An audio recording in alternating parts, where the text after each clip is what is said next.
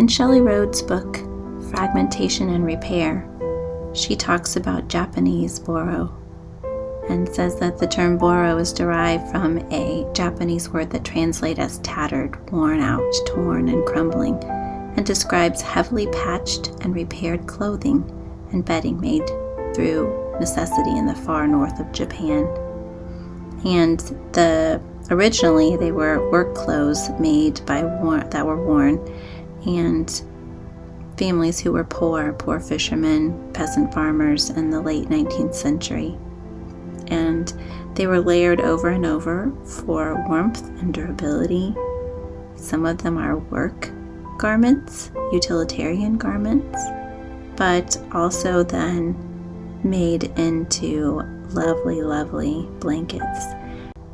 So we're going to use some of the sashiko technique in our mending today with our continued tea towel. Welcome back, friends. We're going to continue on with this process of repairing this towel. And as you can see before, I went ahead and finished, let me open this up, the tea towel I'm talking about. There's several different kinds of rips and repairs that I can do with this towel, so that's one of the reasons why I chose it. And then you can see we started off with this blue, and this is really more patching, but we're continuing that process of slow stitching and that repeated methodical running stitch. What I love, do you see the ripples? I actually really just love that. This is knit on knit, so I'm not having to worry about this fraying. If we did this with woven fabric, I don't know, even with a lot of this stitching it might still be pretty good, but we might want to anchor it all the way around a circle or a square, whatever shape you're selecting. So that's how that's looking. I'm wondering what you're bringing with you today, what you might like to let go by the time we're ending today. It's a new year. Hopefully your year has started off. I just want to say thank you to those of you who are choosing to subscribe. I'm very humbled by how many of you there are, and I'm excited to share this journey and this process with you. Hopefully having a different topic each month will keep things fresh, and we'll just kind of build on our skills as we go. So today I want to talk about some sashiko. So I looked at this big piece, and this would be a big piece to patch, and that could be really fun because I enjoyed this, and I could layer a whole nother shape on top and continue on that. But I wanted to go ahead and try a different one. So you saw some photos of beautiful sashiko work and heard a little bit of some of the history, and it's really just become much more popular. I've seen it all pop a lot in my Instagram, and so I'm just fascinated with it. So I'm going to try my hand. I'm not very good at it, but it does start with a lot of times just sewing in a straight line, even though they layer on top and there's different beautiful patterns. We're going to keep things really simple. So for this, I don't know if you can see, but this almost really looks like sashiko, but it's not. It's kind of woven into these little stitches in there, but I'm going to kind of mimic that. So not in the straightest or most accurate way. I've taken this ruler, and you can use anything that has a straight edge, and I've just decided to space my lines across. Now you'll see I made a mistake. That's okay. If I haven't said so before, I use these pens. This is a FriXion pen. I don't think it has its, but I'll see if I can link it below. What I love about these is that anything that you draw over, you can just take an iron and it erases with heat. So eventually, even though I sew over this, I'm going to be able to make all of that disappear. So I've started, and so I'm just going to kind of finish this up with you as we go along. These little lids don't stay on. This is a 1/4 inch seam allowance one, so I could space it that way. I don't think it's worked out perfectly. So again, this is a repair, and this is a process, so we're not really about perfection. but it's nice to kind of line it up. And then whenever I stitch it, I won't really have to think about it. You don't have to do this step. You don't have to draw on it. And if you did, you could just kind of use a pencil, something that washes right out. It doesn't have to be heat erasable. And that would be just fine. So as I'm finishing this, I am, as I have been the last few videos, gonna share, this time it's a poem, and it's from the same author as the poem I shared last week. And it's from the book I'm Not a Princess, I'm an Entire Fairy Tale. What I wanted to share was, one day you won't just get taller than your pain, but you will realize you climbed over it and it took you to the land you actually belong to, you always belong to. Let your soul grow taller. There we go, I have this. And I'm gonna start from behind in here. So I had this vision board creating experience, and maybe sometime I'll share what it actually turned out looking, but it's just starting in the beginning of the year. It was for educators specifically, and just having us think about goals for 7 different aspects of life, like our physical and mental wellness, just creating some different things. And as one does when you're thinking about a goal for your future, it's hard not to think about the past too. So this is going to be a little awkward with this towel, because since I'm going in a zigzag back and forth, I'm going to have to turn it back and forth and around. So I haven't come up with a great trick for making that feel less kind of clumsy. But as we do think about our past, and especially recently, there's been a lot of challenges. I think we learn a lot from those things. Hopefully we do in all of our past. And I was thinking about, as women, how we have really kind of pushed through, all people, women, men, whatever profession that you've had. But I was thinking about educators and how, we can get through. There's this idea of, coping and healing. And in this experience that I had, it was so beautiful. I was just talking about the difference between coping and healing.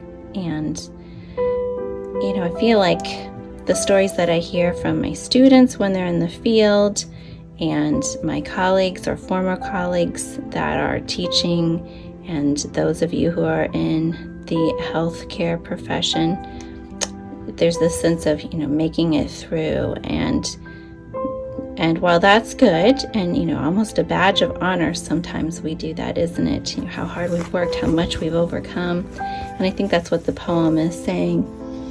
You won't just get taller than your pain. You'll just think back and realize, wow, I climbed it.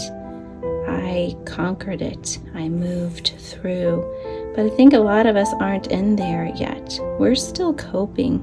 And in order to move through coping, we have to get through the coping part to heal. And in order to get past that, we have to, in a sense, give up a little bit of our present. Not our present, but we have to give up a little bit of a sense of our future or expected future, and really live a little bit more in the present and accept what's happening. And haven't we gotten better at that? Being flexible, moving forward, adapting, and taking some time to really sit maybe in this process and think about all that you have overcome and grown and tackled, and feel pride in that, because there's still some things that we're coping with right now, and it doesn't seem like the coping piece will stop. And the longer I live, the older I get, I begin to see that I keep expecting, I'll get through this and then I'll be happy. Now this happened. Now I'll get through this and then I'll be happy. And sometimes I'm happy, and you know what I do? I wonder if it's just a woman thing or if it's a human thing. I worry about the happiness not lasting, or I feel guilty being happy. oh gosh, I can't be happy right now because so many of these X, Y, or Z things are happening in the world. And it's true. When we have a lot and we do have time and we do have the energy, we do need to share some of that with others that don't. Find a way to lift each other up when we are in those places of abundance, because you just never know when we'll be on the other side of that and have a need for others. So anyway, I kind of wanted to share that piece because I even think of this space. I think this is a big piece, and as I'm doing this, I'm kind of thinking about my past connecting to my future, but I'm still in this space. And maybe on Wednesday I'll bring out this concept of liminality. It's a space and a concept that we talk about with our apprentice teachers who are, ending their program and getting ready to be professionals, paid professionals, and work in a school setting, everything that they've dreamed about. Hopefully, most of the things that they want to do, they're able to do when they go into whatever their future school will be like. But in the meantime, they're kind of in that in-between, stretching out towards it. This is kind of how I feel. I've made a change, and I feel myself stretching up. So this practice, you'll hear me talk a lot. Yes, there's the practical part. There's this actual piece that we're doing. But then, for me, anything that I'm going to do, it might as well have a lot of meaning, be steeped in meaning, soaked in meaning. For me, the symbolism is I'm making a connection. I'm thinking about that as I'm doing this. Who I've been, where I'm going, how I'm getting there. What am I letting go to get there? Am I at peace with that? If not, how can I be? Do I need to reach out with some people to have some closure? All these things I'm thinking about. So I'm wondering what you're thinking about. I've appreciated some of the new comments, and it's nice to have that connection and not just create a video in isolation and in a bit of a vacuum. So if you like some of the things or are wondering, or some of the poems that I've shared or the writings have really provoked some thought for you that's been beneficial, or it doesn't have to all be positive feedback, I really look forward to reading that and hearing it, and hopefully maybe even you can connect with others and not feel alone, and recognize that many of us are feeling similar sorts of things, and we can be there for each other. This might be kind of a stretch, and here's where I crossed that one off, so I'm going to have to reach way over here, come up. And I think that might be where I'm going to stop for today, and on Wednesday I'll pick back up and I'll show you what the rest of this looks like in yellow, and we're going to actually cross over. So hopefully I've done a good job of keeping most of my stitches in line, because that's going to be important. All right, my dear friends, I will see you on Wednesday.